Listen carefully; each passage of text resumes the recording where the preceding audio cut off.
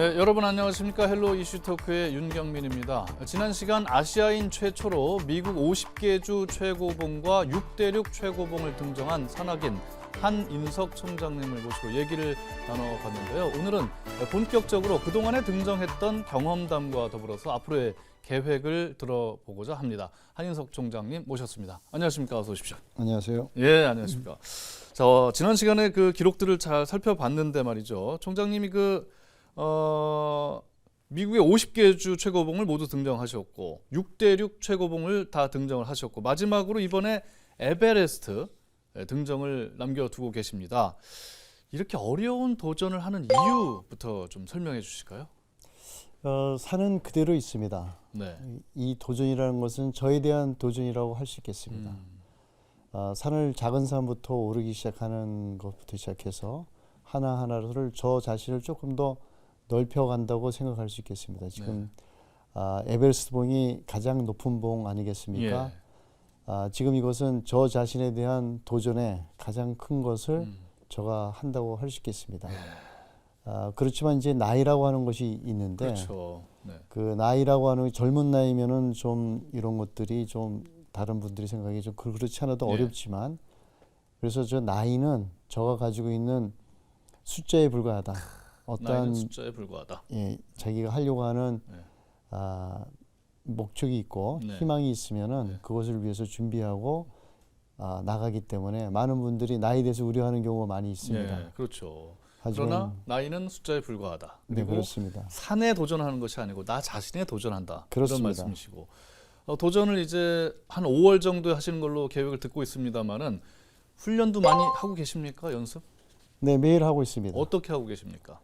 매일 제가 주로 가는 산이 제가 양재동에 살고 있습니다. 네. 그래서 대모산, 네. 그다음에 구룡산, 예, 청계산, 관악산, 예, 그다음에 가끔 북한산, 예. 그다음에 제가 인천에 자주 가기 때문에 인천 지역의 산들을 계양산 포함해서 계양산, 그다음에 그 영종동에 있는 산 이런 영종도에도 산이 있습니까? 네. 네, 거기도 있습니다. 예. 근처에. 그런 이제 그래서 가벼운 산, 뭐 가볍다 그럴까요?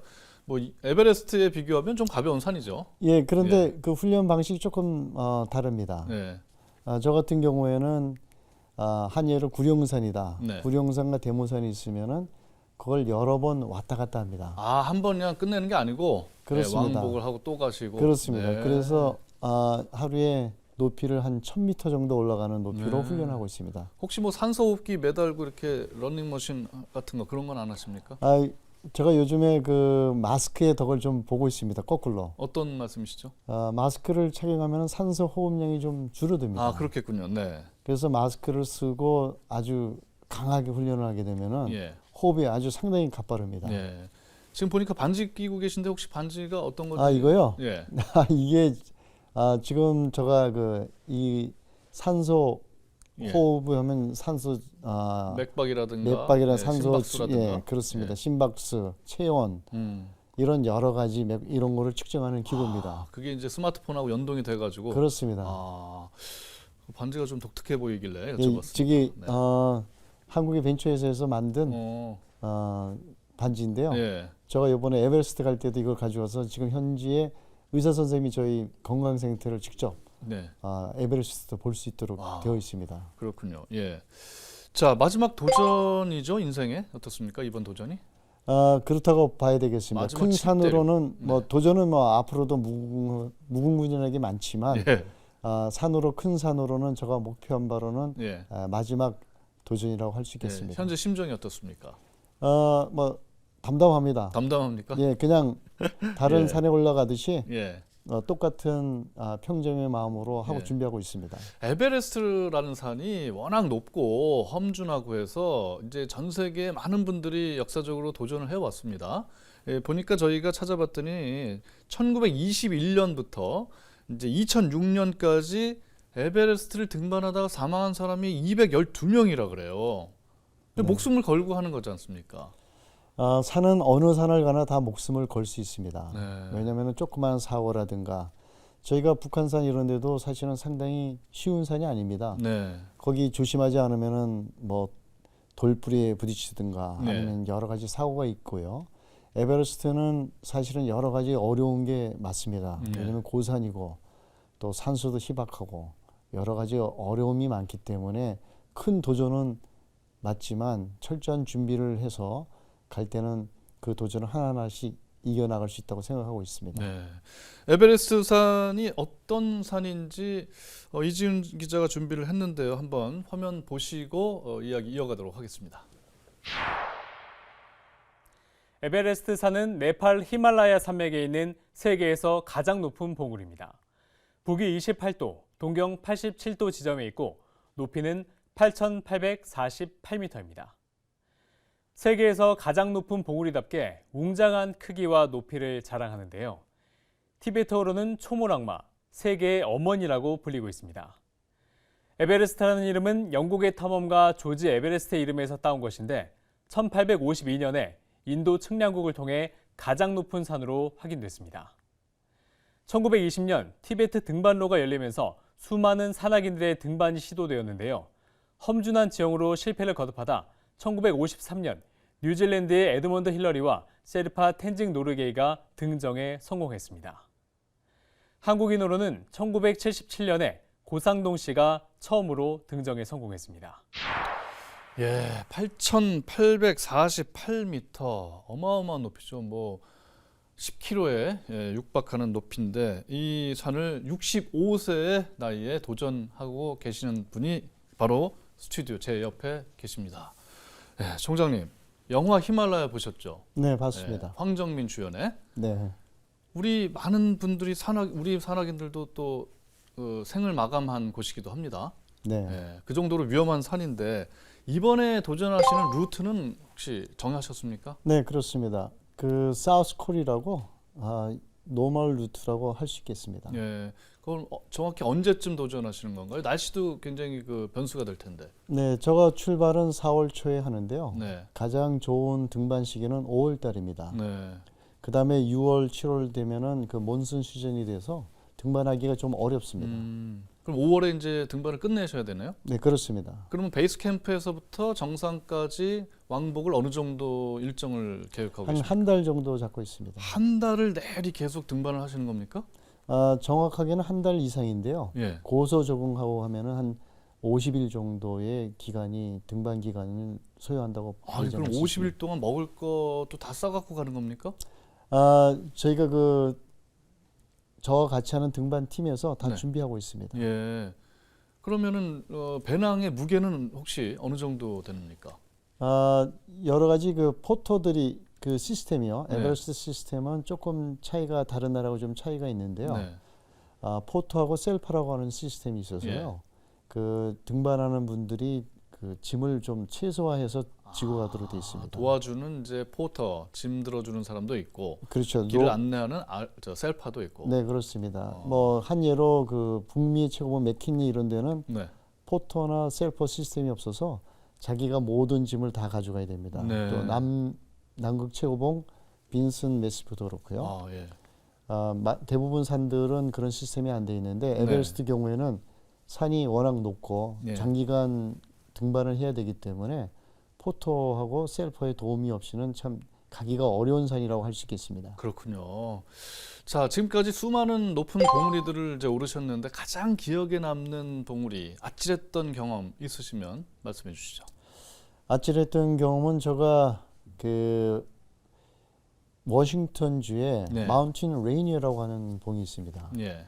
그 마운틴 레이니어를 거기도 한 4,200m 정도 됩니다. 근데 빙하 지역이 많이 있어요. 네. 그다음에 거기는 좀 화산 활동이 좀 많이 있기 때문에 예.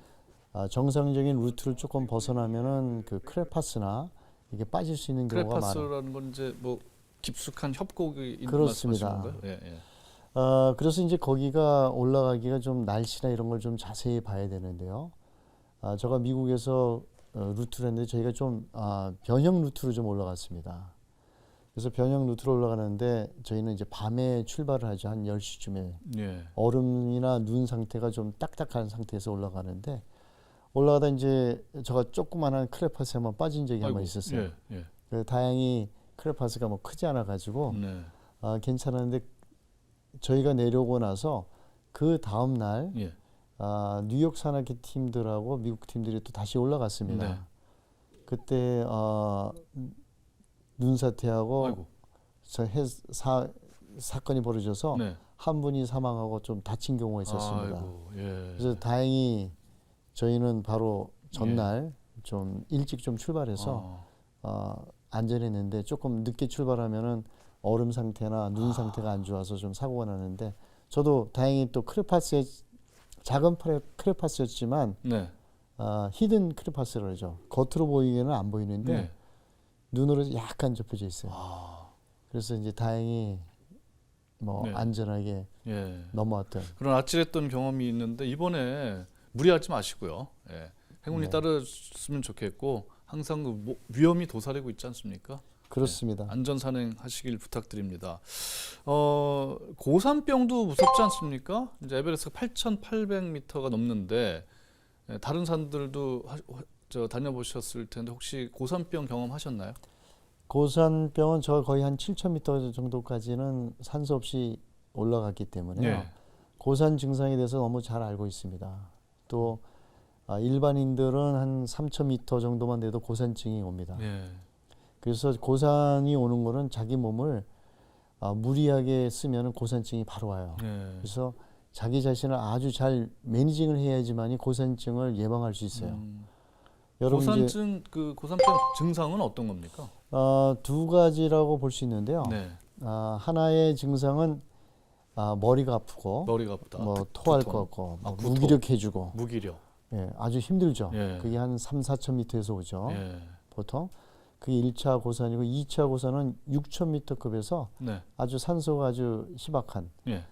그런 데 가면은 이제 뭐 졸음이 오고 졸음. 예. 예, 그다음에 데아존이라 그래요. 죽음의 존이라 그러죠. 예. 6,000m 되면은. 예. 그래서 6,000m에서 어느 나도 다른 종류의 고산 증상이 옵니다. 예. 어떤 거기서는 쉽게 얘기해서 하나 더하기 하나 계산이 안 됩니다. 아니 두뇌 회전이 안 됩니까? 예, 그렇죠. 이제 다니면 산소가 전부 다 근육으로 가다 보니까 정신이 몽롱해지고. 정신이 몽롱해지죠. 하나 더하기 하나가 계산이 안 됩니다. 그 정도로 심각합니까? 그 정도로 이제 뭐 생각이 없다고 보시면 예. 됩니다. 아직 머리가 그냥 예. 뭐 텅 빕니다. 그럼 어떻게 극복을 하나요? 약이 있습니까? 아니면 아니, 약이 아니라 그럴 때 자기 자신을 잘 매니징 해야죠. 천천히 걷고 네. 호흡을 좀 깊게 하고 네. 그럴 때 조금 더 무리해서 가면 안 되고요. 예. 또 그 정도 상태가 되면 또 졸음이 많이 올 수 있어요. 네. 그래서 졸음을 좀 안 오고 예. 졸음을 깨고 네. 그다음에 천천히 네. 깊은 심호흡을 하죠. 네. 저 같은 경우에는 힘들면은 앉은 자리에서 심호흡을 한 서너 번씩 합니다. 팔자로. 예. 그러니까 뭐 저가면 이렇게 팔자리로 이렇게 크게 한 몇 번씩 해요. 예. 그래서 크게 심호흡을 해가지고 그런 상태를 조금 모면을 하죠. 네.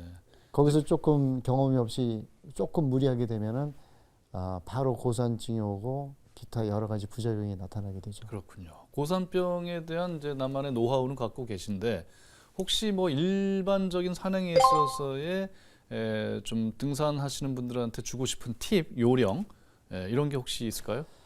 고산에 갔을 때요. 네. 고산에 갔을 때는 일단은 천천히 걸어가야 됩니다. 예.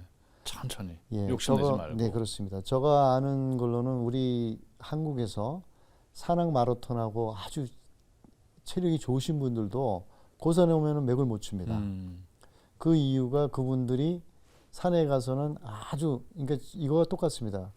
우리가 목욕탕에 들어갈 때 한 20도부터 온도를 조금씩 올리면은 네. 전혀 무리가 없는데 한 37도 이상 되는 물에 네. 갑자기 준비가 안 되는데 들어가면 뜨겁지 않습니까? 네, 그렇죠. 고산도 뭐 똑같다고 볼 수 있습니다. 그래서 자기 자신을, 자기 체력을, 자기 몸이 그 목욕탕에서 온도를 조금씩 천천히 올라가서 느낌이 없을 정도로 네. 그렇게 적응해 나가야지 되는데 예. 갑자기 그거를 무리하게 되면은 고산 예. 증상이 바로 옵니다. 그래서 고산에 가면은 움직임이라든가 네. 모든 행동 하나하나를 아주 조심스럽게 해야지 가능하다고 볼 수 있습니다. 그렇군요.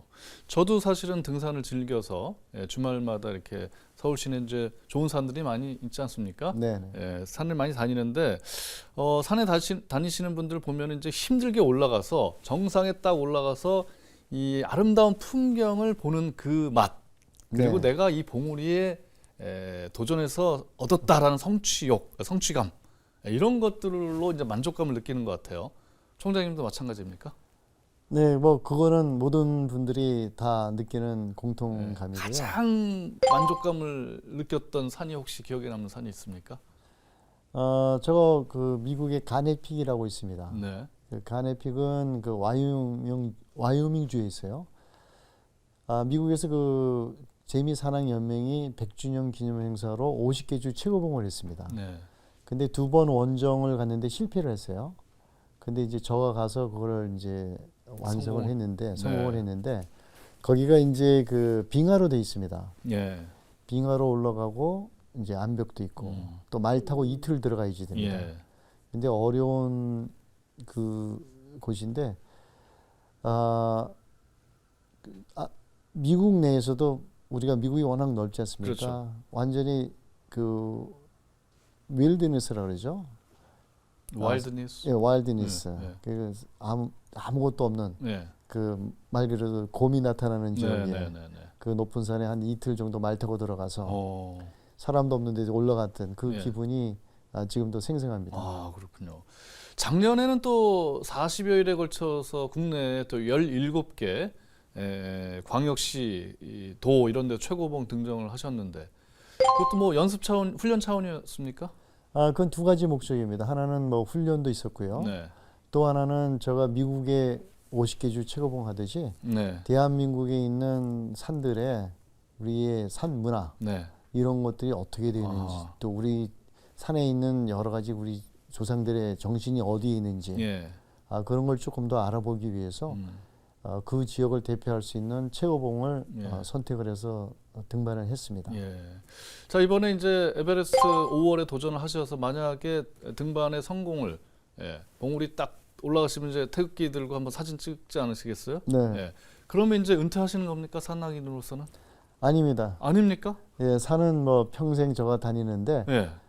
그런 게 아니라 저가 계획하고 있는 거는 아까 말씀하신 17개 광역시도 예. 최고봉 그 프로그램을 지금 저가 진행하고 있습니다. 그래서 저하고 동호인들 회원제로 해서 들어와서 그 각 지리산이나 네. 뭐 설악산이나 뭐 10개 광역시도에 네. 그 등산로를 같이 다니면서 그 안에 있는 역사, 문화 이런 것들을 연구, 네. 발표 예. 이런 걸 하려고 하고 있습니다. 야, 최고봉을 다 정복하고 나서도 꾸준히 또 산에 오르시겠다는 이런 말씀. 혹시 그 등산 이외에 다른 인생의 목표도 갖고 계십니까? 인생의 다른 목표요. 네. 제가 미국에 있으면서 벤처 사업도 했고 예. 또 한국에 와서 지금 송도 글로벌 창업 센터에서 또 센터장으로도 일도 하고 예.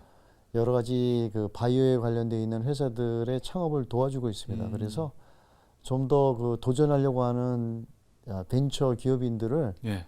좀 많이 좀 도와주고 싶다. 야. 이제 그런 생각을 하고 있습니다. 이 도전이 이제 산에만 도전하는 것이 아니고 벤처에 도전하는 분들을 또 도와주는 일도 네, 그렇습니다. 하고 계시는군요. 자, 에베레스트 등반 가면 이제 개인으로 가시지만은 비용이 만만치 않을 것 같은데요. 혹시 뭐 도와주시는 후원사나 이런 데 구하셨습니까? 지금 계속 찾고 지금 뭐 후원해주는 회사도 있고 네. 합니다. 예. 지금 공식적인 명칭은 대학산악연맹 히말라야 원정대입니다.